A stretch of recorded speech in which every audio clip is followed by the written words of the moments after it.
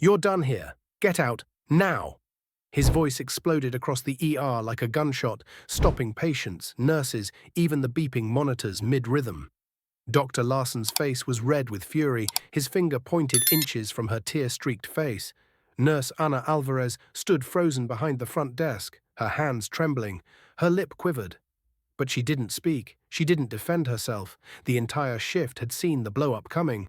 Larson had been looking for someone to blame all day, shouting at interns, snapping at techs. But when Anna had politely corrected him about a patient's chart, saving a man from being given the wrong medication, he'd lost it. Not in private, in front of the whole ER. She had done the right thing, and still he humiliated her. Staff watched in horrified silence as Anna pulled off her badge and stethoscope and laid them gently on the counter like they meant something. She turned, her eyes wet, and walked straight through the automatic doors. Her back straight despite the weight crushing her. But what no one saw coming, what not even Dr. Larson knew, was who had been watching. An older man sat quietly in a wheelchair near the entrance. He wore a standard hospital gown, a soft cardigan, and thick glasses. To most, he looked like a routine discharge, just another senior recovering from heart surgery. But he wasn't just another patient. He was Harold Stinson, founder and board chairman of the very hospital Dr. Larson worked for, and Anna had cared for him personally during his entire 3-week stay. She never knew who he was, never treated him any differently. While other staff moved quickly past his room, Anna had brought him extra blankets, talked to him about his late wife, even helped him FaceTime his granddaughter on her birthday. She didn't do it for recognition, she did it because it was right. That night, Harold made a phone call. The next morning, Anna woke up to a knock at her door. She expected more bad news. Instead, it was a black car and a driver who handed her a sealed envelope. Inside was a handwritten letter. "We owe you an apology and a position worthy of your integrity. Please report to the hospital boardroom by 9 a.m. Nervous but curious, Anna arrived wearing her cleanest scrubs.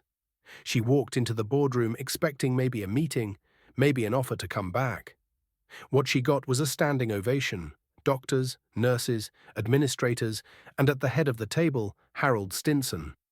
He stood slowly, cane in hand, and said, "This hospital was founded on care, not ego." Anna reminded us of that. And for that, she'll no longer wear a nurse's badge. The room fell silent. She'll wear a director's one. Anna's jaw dropped, whispers rippled across the room. "She's the new director of patient advocacy," he announced, effective immediately. Her first task, creating a safe channel for staff to report abuses like what happened yesterday, without fear. As for Dr. Larson, he was escorted out minutes later, not for his outburst, but for years of complaints buried by fear. Fear Anna's courage had finally shattered.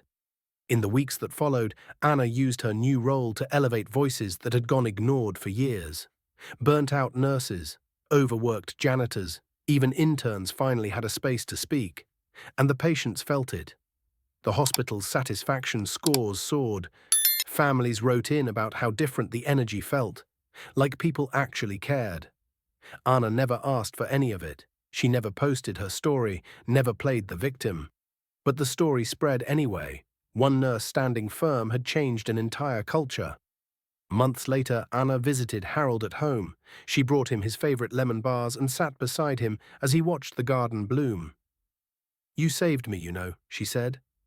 Harold smiled. "No, Anna. You reminded me what saving people really looks like. Because in a world where shouting often drowns out kindness, one quiet act of courage can still change everything." Before we end this story, let us know in the comment, where are you watching from? If this story touched you, subscribe to the channel, hit that like button, and drop a karma in the comments below.